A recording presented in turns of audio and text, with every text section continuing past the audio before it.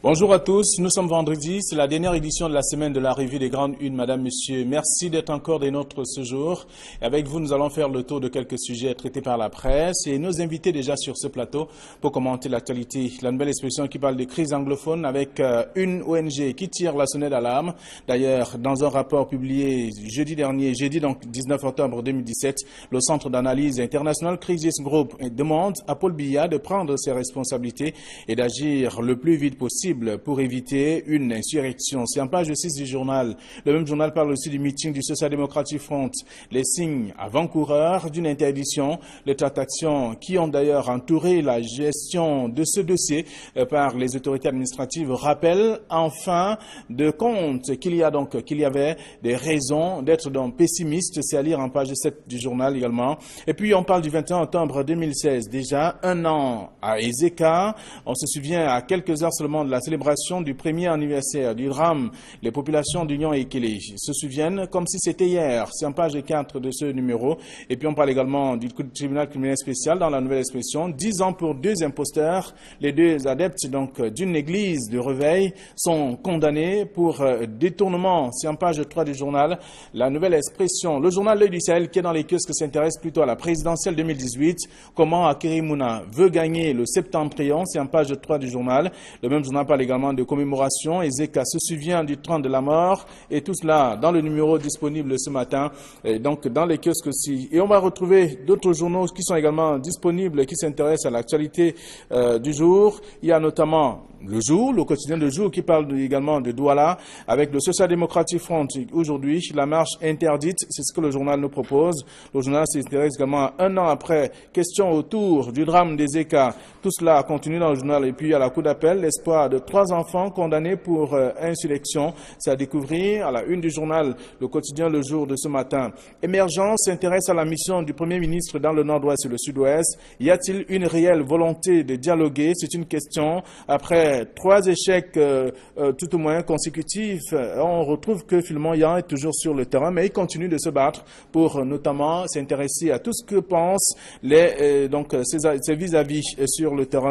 15 experts de s'affrontent sur cette question dans le journal Émergence de ce matin, disponible aussi dans les kiosques, tout comme le Popoli qui parle également de l'assistance militaire, l'étrange cadeau de Trump à Paul Biya. C'est ce qu'on lit également dans une caricature qui vous intéresse, qui pourrait vous intéresser en tout cas. Aide militaire.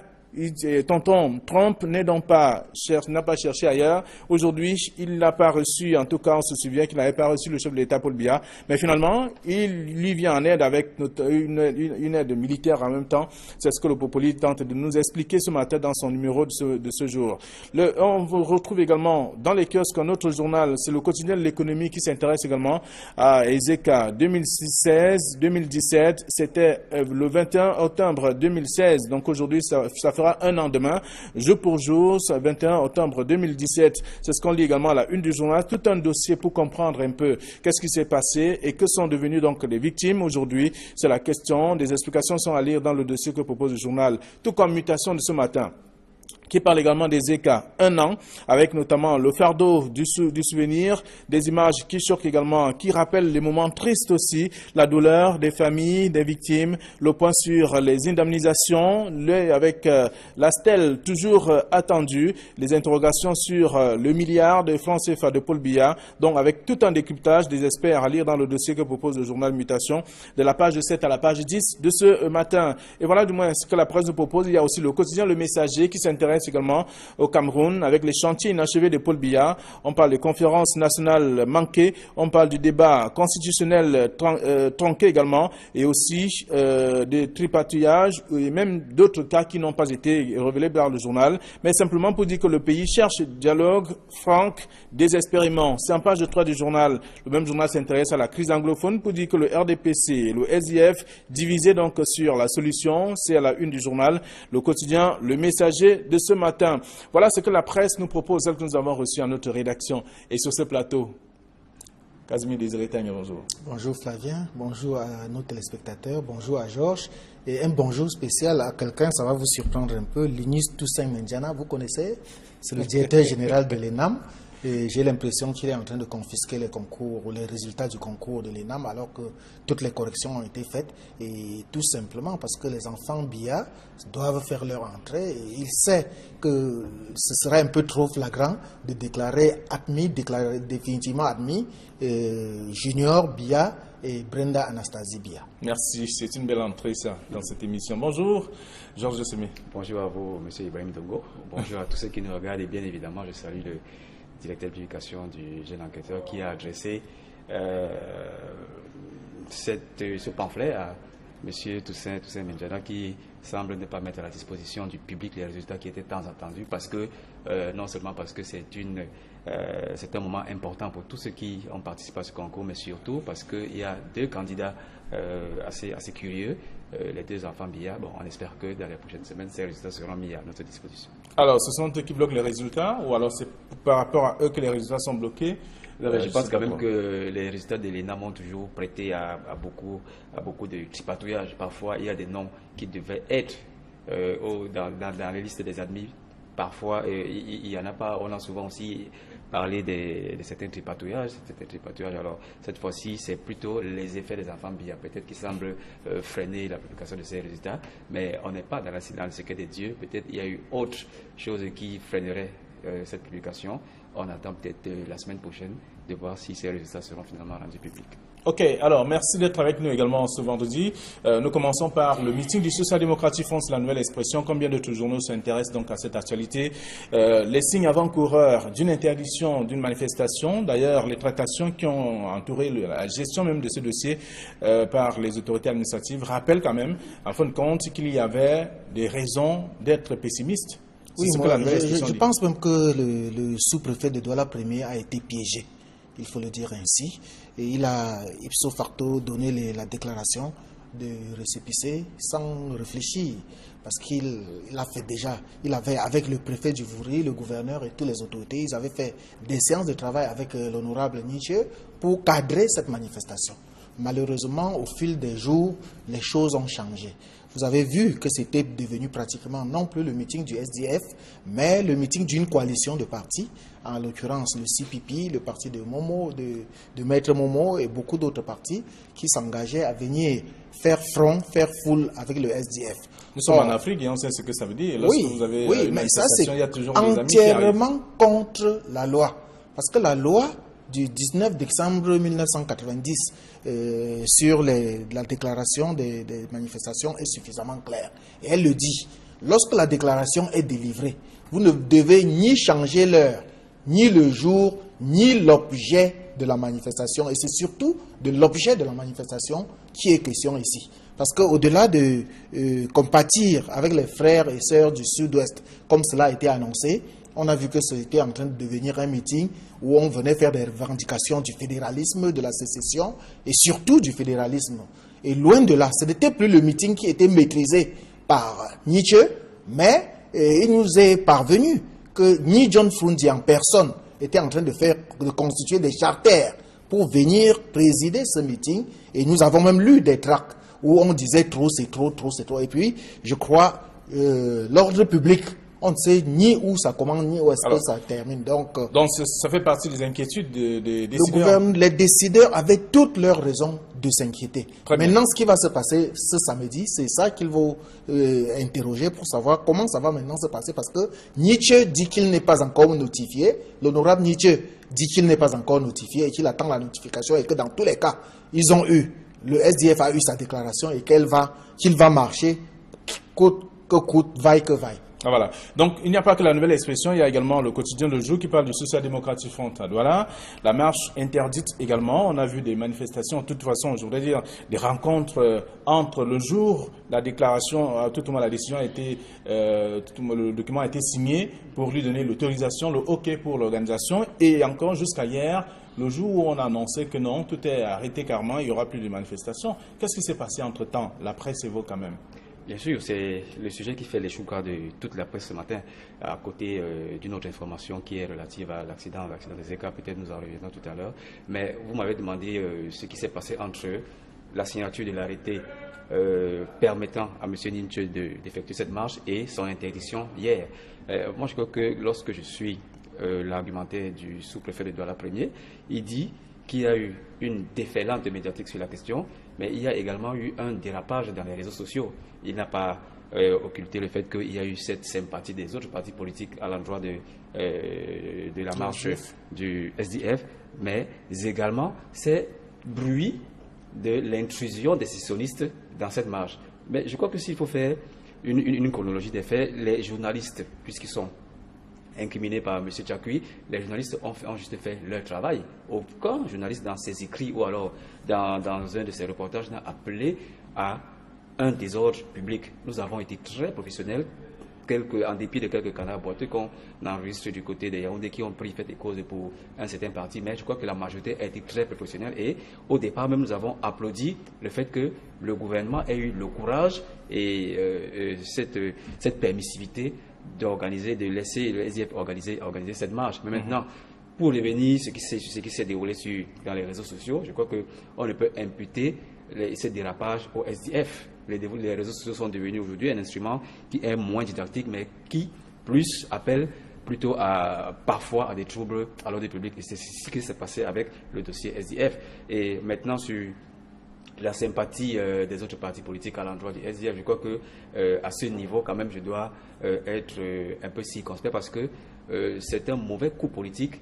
Monsieur Nietzsche, certes, aurait pu avoir ses soutiens, mais ils étaient très malvenus et c'est ce qui a milité en faveur de ce qu'on parle d'un détournement d'objets par rapport à l'objet initial. Et maintenant, les sionistes qui devaient procéder à cette intrusion, je crois que on a placé la charrue avant les bœufs. Rien du tout ne nous disait qu'il y allait avoir une intrusion des sionistes et ça allait même être pour le gouvernement une belle occasion. Alors, selon vous, le gouvernement mettre le grappin sur ces sionistes lorsqu'ils arrivaient à introduire, à détourner la Alors, marche selon vous, du les SDF. autorités se sont appuyées sur Ils se des sont appuyés ragots sur des éléments. Ils se sont appuyés sur des éléments et on a eu dire qu'il y a une mission importante qui est venue de Yaoundé et qui a rapporté des preuves de ce que les sécessionnistes allaient venir troubler cette manifestation. Et c'est certainement ce risque de trouble à l'ordre public qui a milité en faveur de cette interdiction. Mais seulement le droit, le parallélisme du forme nous dit que lorsqu'il y a un arrêté qui permet à une manifestation de se dérouler, et il faut un autre arrêté qui l'interdise, mais sur ce sujet, c'est un communiqué de presse qui a été opposé à M. Nietzsche, lui disant de sursoir à cette manifestation. Je crois qu'il y a ici un parallélisme des formes qui n'a pas été respecté, et c'est logiquement que M. Nietzsche dit qu'il n'a pas été notifié et qu'il attend toujours de recevoir cette interdiction par arrêté de cette marche demain. Très bien. Alors, lorsqu'on parcourt dans les journaux ce matin, si la nouvelle expression parle des signaux avant-coureurs d'une interdiction, il y a que tout à l'heure, le quotidien Le Jour également parle de la marche interdite à Douala du Social Democratic Front, mais Émergence parle du Social Democratic Front qui est prêt donc à engager le bras de fer à Douala. Oui, ça c'est inévitable. Moi, quand on suit ce que l'honorable Nietzsche a déclaré, puisqu'il était d'ailleurs l'invité du journal d'Equinox hier soir, quand on suit ses propos, on s'attend à une véritable opposition entre les forces de l'ordre et les militants du SDF ce samedi. Il dit qu'il a été contraint à prendre certains engagements. Encore que les engagements, on peut les prendre et les interdire. Et il a pris des engagements, on le sait, devant le gouverneur, devant le préfet et autres. Mais cela n'empêche, cela ne lui donnait aucun droit de faire cet appel à la fédération, au fédéralisme. Parce que nous avons su, et les autorités ont su, que Nietzsche venait à Douala, ou alors le SDF venait à Douala, faire un appel au fédéralisme. Et vous imaginez que le fédéralisme vienne de Douala. Vous imaginez ce que ça peut créer dans le Cameroun. Donc, il faut faire très très attention. Alors, espérons tout simplement que les populations, les militants et les forces de l'ordre vont être suffisamment matures demain ce samedi pour qu'on ne vive pas un autre bain de sang comme ce qu'on a vécu le 1er octobre dernier. Espérons que ça ne va pas déboucher sur un bout de bain de sang. Et nous savons qu'on a des exemples sous la main. On a l'exemple du Togo, on a l'exemple du Kenya, où chaque fois qu'il y a interdiction de manifestation et que les populations s'entêtent, cela se termine toujours par un bain de sang. Très bien. Souhaitons que cela ne se répète pas au Cameroun. Et puis, Flavien, avant de sortir, il faut rappeler que c'est encore l'honorable Nietzsche qui était à l'origine des émeutes de 2008. Ne l'oublions pas. J'ai assisté personnellement au meeting de Madagascar où il était question de venir déposer juste des bouquets de fleurs à la mémoire de qui on le sait. Et ça a dégénéré, c'est devenu les émeutes de la faim. On connaît la suite. Donc, avec tout ça, on dit souvent, chat échaudé craint l'eau froide. Donc, il faut craindre l'eau chaude. Donc, donc faisons le tour. Il fallait donc que les autorités prennent.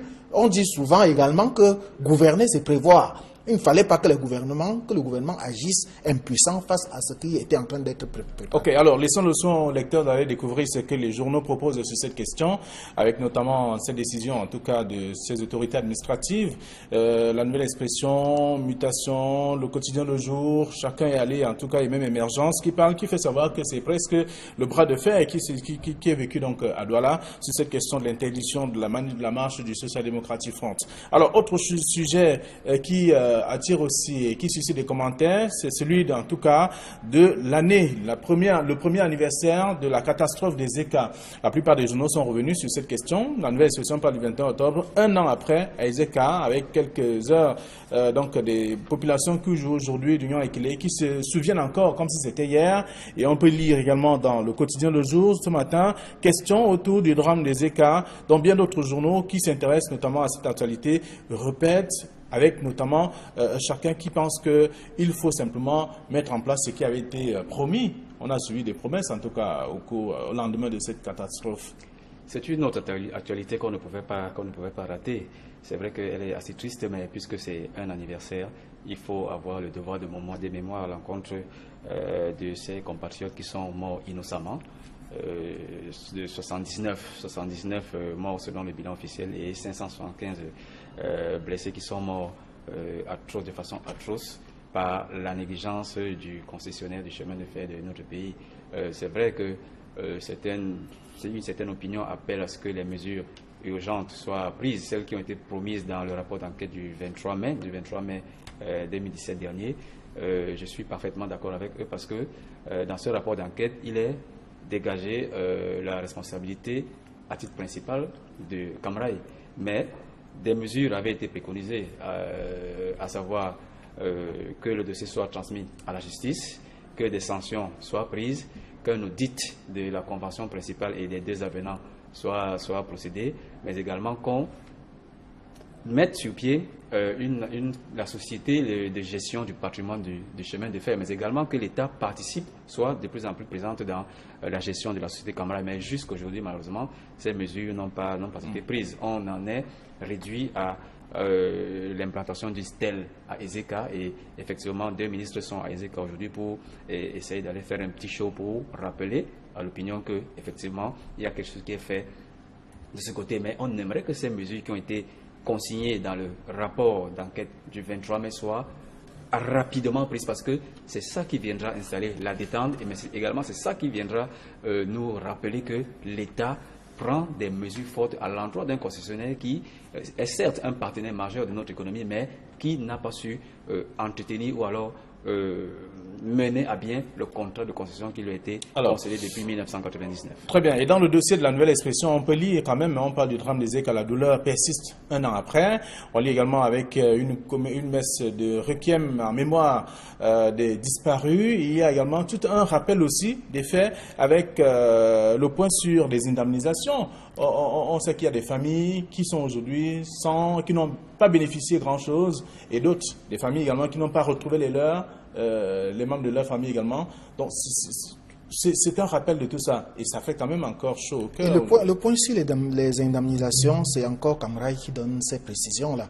Camraï qui dit qu'il a reçu environ 1200 dossiers, il en a indemnisé, il a indemnisé un certain nombre, mais qu'est-ce que le gouvernement lui-même dit?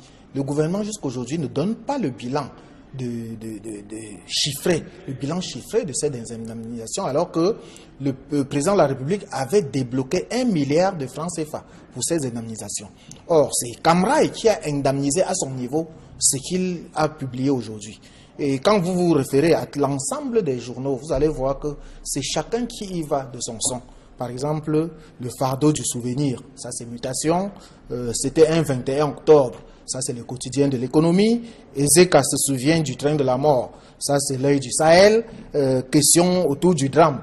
le jour, vous voyez que tout le monde y va de son son. Mais personne ne parle d'un problème qu'on n'a pas encore eu de solution, qui n'a pas encore eu de solution jusqu'aujourd'hui, à savoir les disparus. Il y en a eu. Par exemple, nous avons vu le cas de ce maître d'Issakay qui est notaire de son état et que son mari est avocat et qui jusqu'aujourd'hui cherche toujours son épouse désespérément.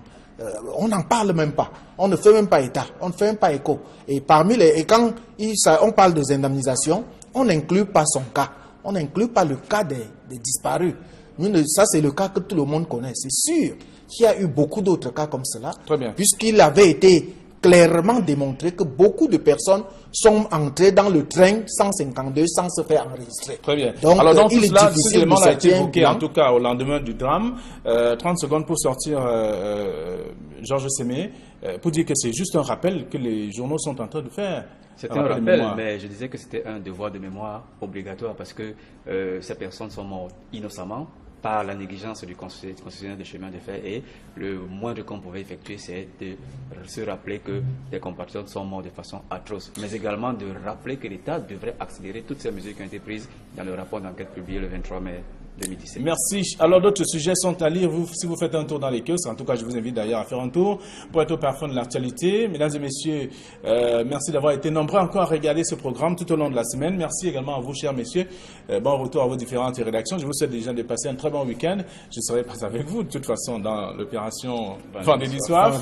Allez, les rendez-vous du week-end. Ibrahim ne peut pas être dimanche, vous avez le droit de réponse et dimanche avec vous. Merci. Allez, bon week-end à tous. Au revoir.